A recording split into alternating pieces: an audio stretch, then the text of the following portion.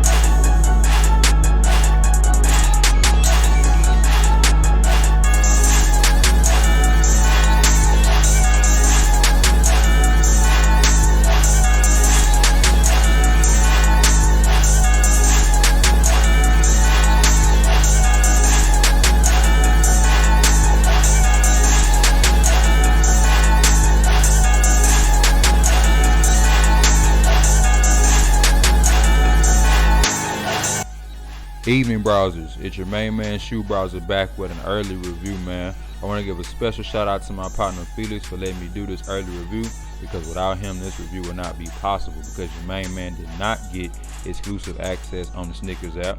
Don't know how they chose that. I have taken more than 20 L's on some ones, but that's besides the point, man. We got the lost and found Jordan 1s, arguably the Jordan 1 of the year. I still say taxi, but I'm gonna go ahead and let y'all know that when I do my top Jordan 1s video coming very, very soon, and y'all, you know what I'm talking about. This is not my personal pair. Like I said, shout out to my bro Felix for letting me review them. So let's go ahead and get into these things, you feel me? Starting off, okay? We got that age vintage shoe. I'm gonna go ahead and move that main man Vegeta out the way, you know what I'm talking about, so I can make sure I got enough room, you feel me? So starting off, we got that aged cracked leather at the top, as you can see. Cracked leather all at the top. A lot of people weren't feeling that. You can get a close look. It kind of looks kind of beige. In the pictures it look white, but on here it look kind of beige how it's cracked. Kind of soft, you know, very soft. Okay, also got it right here on this panel. Then we got that nice varsity red on the top and then the panels coming around. You see on that toe.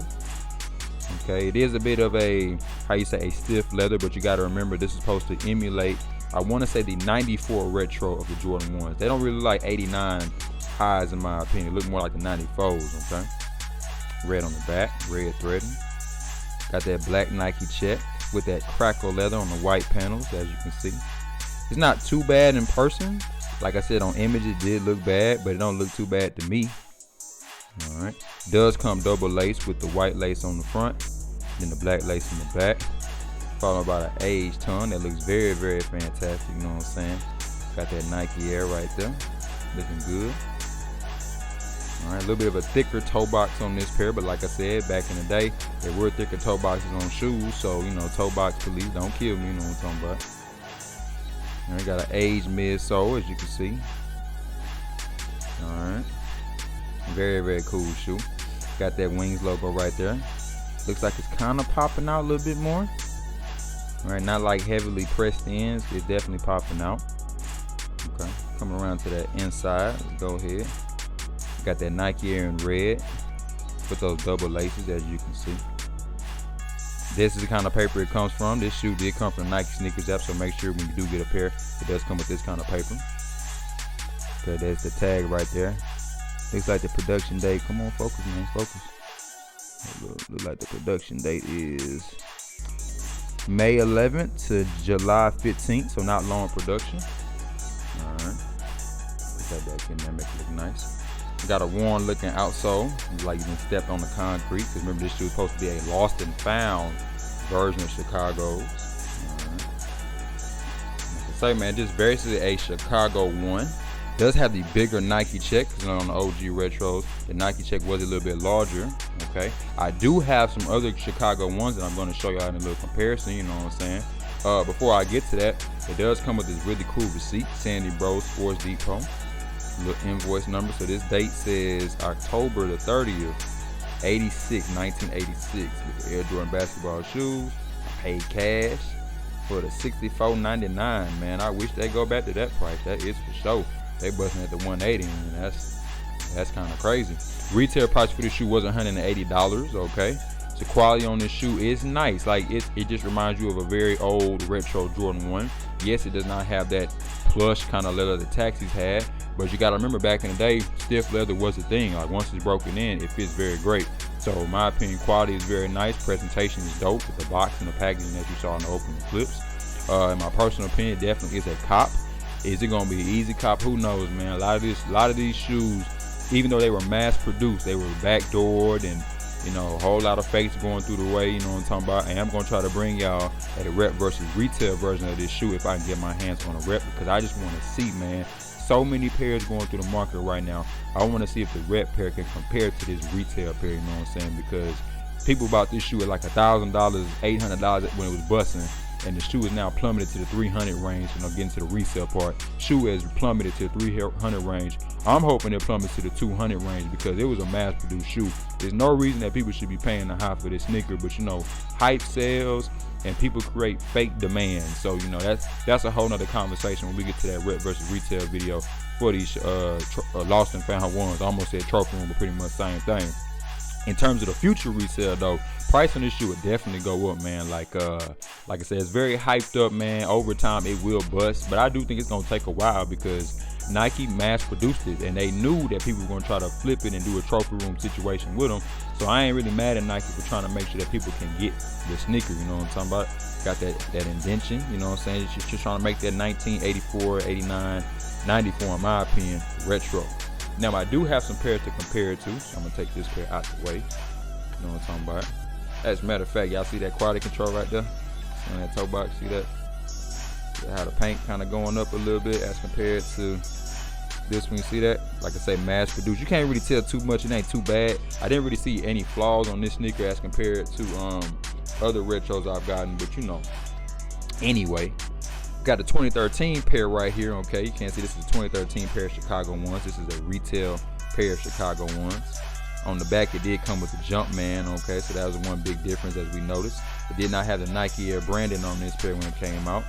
We have an englossed Air Jordan emblem. Instead of like on here, you see how it was sticking out. You know what I'm talking about? How it was sticking out. It's not the same. Okay, it's definitely different. The height of the shoe is definitely different. Let's see if I can kind of a little bit longer review, but I want to make sure I give y'all a detailed review, man. So height is a little bit different. Of course, we got that tag on the back. See the Air Jordan 11. On the inside, we have the tag. Okay, definitely different backs right here. All right. Definitely different leather quality, different terms of red on the sneaker. Alright, this is also not my pair. And then I have a 2015 pair of Chicago's. This is not a retail pair of 2015 Chicago's. I repeat, this is not a retail pair of 2015 Chicago's. I am borrowing this pair because it's pretty one-to-one in my opinion. If you want to know where this nigga came from, please hit me on IG because YouTube does not condone the selling or promoting of replica sneakers, and that is not what Shoe Browzer is here for. I am just showing y'all the shoe because I wanted to do a comparison video, you know what I'm talking about. So as you can see, if we look at the 2015 Chicago's, two different reds. Definitely this is more white. It doesn't have that cracked leather like this pair does. Okay, the wings logo, not the wings, the Nike check is definitely different as well too. And also different when it comes to that wings logo right there, you know what I'm talking about. It's more, you know, glossed over and indented. I don't know if that's how it looks on the retail pair, but this, like I said, this is very one-to-one accurate Chicago, so I'm gonna assume, you know what I'm saying. It doesn't have the age parts like the lost and found version does, okay.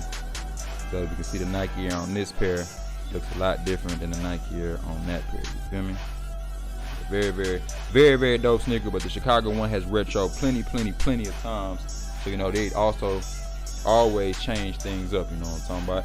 Let me know if you do plan on getting this shoe. I hope you do like this little bit of a longer review. I want to make sure I gave y'all a very clean cut, in detail lost and found review, you know what I'm talking about. Let me know if you are gonna cop it. I mean, I'm gonna try to cop it. I got a lot of things going on right now, but this is one of the sneakers, you know, OGs over everything that I want to get. But who knows, man? Who knows how release date is gonna do? A lot of raffles are opening up, so make sure you do put your footwork in if you want to hit this shoe for retail. I do know probably JD exclusive access will probably come out. Make sure you check FX, you know what I'm talking about. Shoe Browzer ran out of space, y'all, so I had to kind of clip it, man. That's what I get for talking too long in one of my videos. Just let me know if y'all plan on getting these lost and found ones, man. I hope y'all do cop for retail, man, because it's going to be very interesting coming in Saturday. It's your main man, Shoe Browzer, and we gone.